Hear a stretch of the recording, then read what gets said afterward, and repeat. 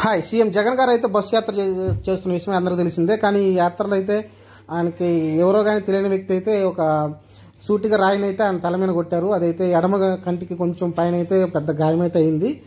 చాలా బ్లడ్ కూడా పోయింది. అక్కడ చూసాం కొన్ని వీడియోలు అయితే మనమైతే.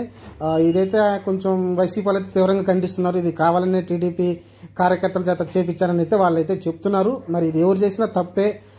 ఎందుకంటే ఇలా మనుషుల మీద దాడి అనేది చాలా దుర్మార్గమైన విషయం. ఎందుకంటే ఒక పక్కన పవన్ కళ్యాణ్ గారు, అలాంటి చంద్రబాబు నాయుడు గారు, లోకేష్ గారు అందరూ చేస్తున్నారు. కాబట్టి ఇలాంటి దాడులు అనేవి మంచివి కాదు రాజకీయాల్లో. ఇది వేరే దానికి ప్రభావం చూపిస్తుంది. ఎందుకంటే already Jaganmohan Reddy last time కోడికత్తి మీద చాలా టీడీపీ ఎదుర్కొంది. అలానే వీళ్ళు తిప్పికొట్టారు. అది టీడీపీ జయించిందని వైసీపీలు చెప్పడంతో దాని మూలంగానే గెలిచారని అయితే చాలా ఆరోపణలు వచ్చినాయి.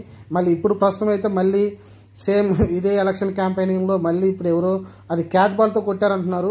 మరి క్యాట్ బాల్తో కొట్టారా లేకుంటే డైరెక్ట్గా రాయి వీసారనేది తెలియదు. కానీ ఇంత షార్ప్గా తగిలిందంటే మనకు ఏదో ఒక పరికరం ఉపయోగించుంటారు. అది క్యాట్ బాల్ అంటున్నారు.